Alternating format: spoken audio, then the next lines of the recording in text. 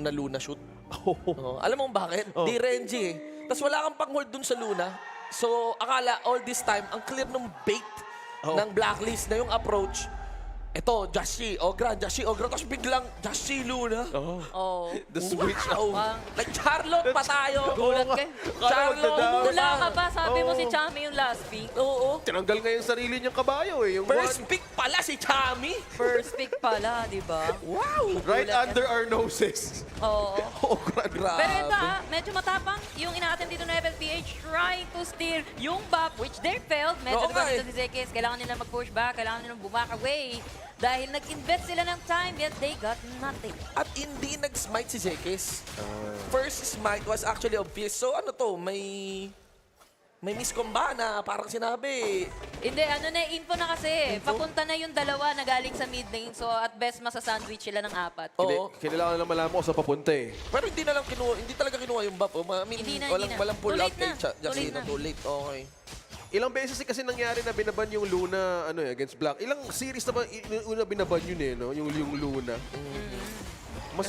Mas finurse nila ngayon na either itago lang talaga nila at the beginning. Pero looking at this, as you said, yung ikot nga ay pwedeng manggaling sa mid laner ng Blacklist International, si Dragon. At ito yung maging importanteng factor sa isang Kayan. Yung minista na ginagawa early game, actually makulit yun. Nakakainis no? Actually, maganda rin kasi talaga yung kaya. Lalo na, let's say, kinda pang-outer sa may Shiranui dito. Pero dito naman na tayo sa may bottom lane. Right away, sabay, alis na lang muna dahil pushback literal. So, you going back doon sa may Shiranui. Yeah. Madidistract mo yung kanyang combo. Oo. Mauntugan ka lang ng bola-bola ni Sayan. Tapos, kinokontrol lang ni Chami ng sobra yung top lane side. Nag-free siya, lamang siya sa trade. Oo. Compared dun sa range kasi na meron, ang Fatih. Pag nag-all-in kasi yan ng first kill niya, hindi na yung makaka-atras. So, ikakait lang siya ng Ogra na pwede habulin. Pero hindi rin nag-overextend si Chami. Alam niya pwedeng igang siya. Kaya naman, ang pressure na ginagawa ngayon ng Blacklist, yung bot lane. Kaya may bot lane, yellow health na. Ayan no, tinan mo. Zekis is not doing good. Nagabang siya sa may top lane dito. Probably kinuha yung sprites dun sa may taas. Pero kasi kinuha ni Uy, Luna yung mga nag-contest. baboy. Pero nag-contest. Pumasok discipline. Binigyan dito ng verbal. Pero Wala na. mukhang papasok sila ng Blacklist. First blood will be claimed by Kuya Nogard dito. Sabay Zekis. Mukhang papaliguan din ng tubig. Pinasma. One more hit. Nag-flash in just to secure that kill. Golden Kite. Kita mo ginawa Bilis ng reaction. ni Dragon doon. Flash forward second doon sa Lady Jen. Oo. May isa lang yung kilala kong lady siya na mga ganyan, yung pina-flash in pa sa may ultimate na destructive deluge flash in. Ay! Naku! Bago pa magsimula at pakuluan, malambot na ang baka. Uy, 2K gold. Hindi kailangan ng pakulo eh, no? Oo. Oh, that's it. Ito na ba ang... That's it agad, no? 3-minute mark, that's it. Oo. Na-mention mo kanina, Okay. you guys mentioned, ay Chami, nagpa-flash out flash kasi Chami 1. Ay, teka lang. Hold, ginabot nila si Chami dito. Wait, ako na of souls, hindi na kaya. Tatlo yan. Oh, yeah. Okay. Sinabi nyo kanina, nag-miss calculation si Zekis doon sa top lane na nagpa-react ang Blacklist na madami naging open opportunities dito sa bottom side of the map. Tinan mo. Sakit. Hindi nila pinupush, oh. Nag-ano lang. Parang poke lang Poke talaga lang, para poke lang. si dito. Hindi tinawa.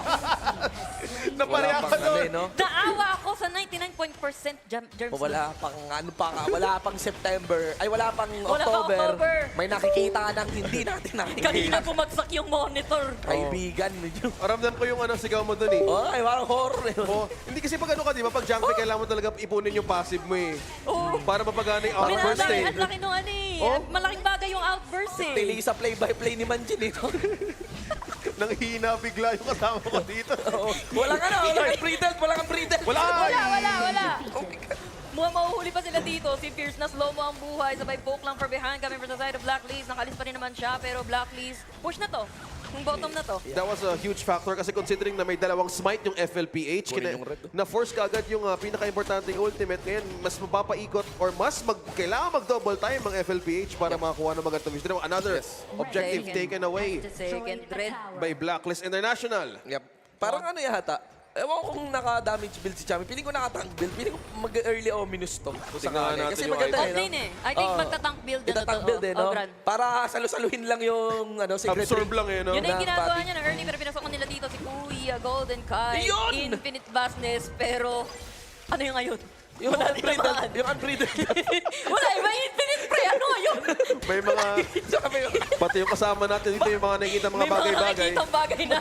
sabi ko kasi, Teka lang, boy beats. ramdam namin yung dalawang kasama ko dito, legit lang, ramdam ko yung ano niya eh.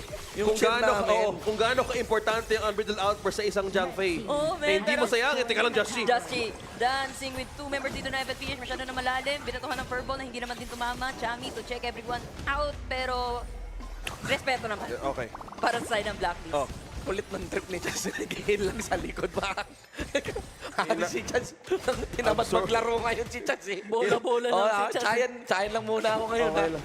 Kasi, Ano kayang kasalanan ni Just ba't binigyan siya ni ewan ko, Chaya? inaaurahan Oh, lang I know. yata yung Sanpei eh. Parang ngumingiti lang si Chance every time nag-go si Pierce eh. Parang, Teka, parang inaano lang, pino-force lang talaga lahat ng pwedeng itago. Pinapalabas lang talaga lahat. okay, pure sky si Chami Wan. So, Ah. damage din ang habol ni Chami Wan, no? Parang balance lang, no? Pindot. Conductor Okay. of Souls, going for Flint. Flint, lumabas na dumuan, pero Bridget, Ayun, no? tower hug lang, tower hug lang. Tapos every time magsi-sacred tree, pure sky. Tapos na. Oh. Sasaluhin lang ng pure sky. Ganda nga, no? Ganda counter sa Pati, pure sky, no? Oh, well, ayun yung pinakamaganda ano eh. Never na nagkaroon ng red si Zekis dito. Uhaw sa, Shinapin na ni kino-contest nga ni Just Just Chi eh. Oh. Feeling ko nga, kahit may kulay green, hindi niya rin makukuha yun, eh. May ano yun may word doon. May word, kita mo kita na may nag-a-attempt ha. At taga ni Just Chi doon. Okay, ano ba nangyayari ngayon? The early game rotation mukhang nasira ata ng Blacklist International laban sa FLPH. Looks like defensive yung nagiging approach coming from this time sa Blacklist International. T1 sa Clash Lane, nawala na rin. At iyan apat ng member dito ng FLPH. Information na isa nasa baba. Blacklist. Pressure naman on the middle lane, yung kanilang next objective dito, which is yun yung pinangahawak ng FLPH. Setting a death rush. Pero tumama na yung sigaw dito ni Jiang Fei para sa isa and yung talo na Swell Lagabo. Yun. Pero nasan yung follow-up? Wala si Fierce. Guy! Mga matatakot na siya. Going back si Golden kahit nanggaling sa likod. Eliminating the Zekis and also Fierce will be saying goodbye in the hands of Chami 1 and the tower as well sa may middle lane. That lack of follow-up, napakagandang opportunity ni Golden kahit na literal na ginamit ng dalang hesitations out of FLPH. At may kasama pang Torres Shinbu. Nakikita ko talaga maraming kailangan ayusin yung blacklist dito. Pagdating ng game number 2, let Berting play. Mga kaibigan, it's 6,000 gold lead. Checking ba kasi Berting yung naglalaro eh. 6,000 gold 6,000. lead. Tignan mo, look at the Lady Jean. Early splendor for this Lady Jean. Respecting the fact na pwede siyang ma-pick off dito ng FLPH. So in a way, may dalawa siyang splendor gamit din ng ice na isang Lady Jean. Anong item yun ni Chami Wan? May Sword of Glory, may dagger, may glaive eh. Ano kayong bubuin ni Chami Wan dito? Or on the damage eh. I mean, meron siyang Nettle Gauntlet. Yeah. Oh. Well, So parang baka Ayun, cross cross cards. cars. Cross cards, no? Bubuin na. pwede naman din na mag-damage eh. Generation. Kasi kanina niya pa tinatangke yung mga binibigay dito ng side ng FLPH. Parang wala naman sa kanya. Taka lang kung may loose kasing dagger. May Oo. dagger bigla. So in a way, kumukuha siya ng extra damage kahit pa paano. No? Okay. Kasi we were hoping na magiging full tank, resisting all the damage from FLPH. Yeah. No contest na naman. Pero walang blue. Nako. Walang blue, walang buff na red, even dito kay Zekis. Pero sige, bigay na ni Tyrant. But ang kapalit naman nun, top lane. Yeah, not looking good for FLPH. Lahat ng objective na pwedeng maipon ni Bridget and ni Flint. May ano ba? May venomous stop ba? Or anti-heal? I think wala pa. Parang So wala now, pa nakikita. So on both sides, no? I mean, definitely sa side ng FL, kailangan niya. Chaya. Splendor pa lang nakita ko kay Dragon eh. Kay Dragon. So in a way, pwede pa rin talaga siya ma-pick off yung Lady Jen once mahuli. So nagiging maingat lang ang Blacklist International. Still, no turrets. Ang tamaan lang sa baba, half HP on the turret. Pero Yup, need yup. more than that para makapag-push. Ang hirap ng sitwasyon dito ng FLPH, no? Harap-harapan na silang pinupush dito ng Blacklist International, pero andun yung depth, pero wala silang massive wave clear. Harap-harapan talaga. Humaharap yung Chayan, pre. Sa isang comp naman. Na may agro daw na may. Oh, delete siya, just to keep them away, pero tumama sa tatlo. Yung sigaw dito ng baka ni Zekis, Neto, ni Fierce, pero pumasok na si Golden Kite, papatalikod. Pero low health yung Blacklist International. Just yung nakikipagsayawan sa apat dito. Good. Pare-pare silang Nice. buuan. Sabay back away na lang muna. Nice defense! Yeah. Coming from FLPH. That was good. That was a very, very good defense. Shadow Reaper nga. So, isushutan niya na yung Shadow Reaper. Ah, Kaya, okay. Si Chami Wan. Pero wala pa rin Venomous top. So, Pure Sky, Shadow Reaper. Habang si Just Chi yata dito, ewan kung breakthrough yan or pa Twilight Stream. Pero one thing is for sure, 10-minute mark, just a very good start here for the side of Blacklist to take this Tyrant. Okay, may depensa ang FLPH. No contention to any objective. Yep. Isang high grounder to nawala dito. Pwedeng humabol ang Blacklist International. Ang dahil pwedeng follow-up invade. Ayan, Shadow Reaper nga ang naging path ngayon ng Chami Ogran. Just G. Humarap si Just G. Binabawasan niya lang eh. And okay, tingnan natin. Yung mid mukhang madidepensa. Dalawang tower to. Mukhang walang depensa magaganap Nako. dahil yung tower sa baba, Yep. babagsak na din. Stanon Consi sa may bandang likod pero pinasok na dito sa may bandang baba. Sumigaw na ang baka pero ang Doctor of Souls healing himself para kay Champion dito. Killing spree para kay Consi.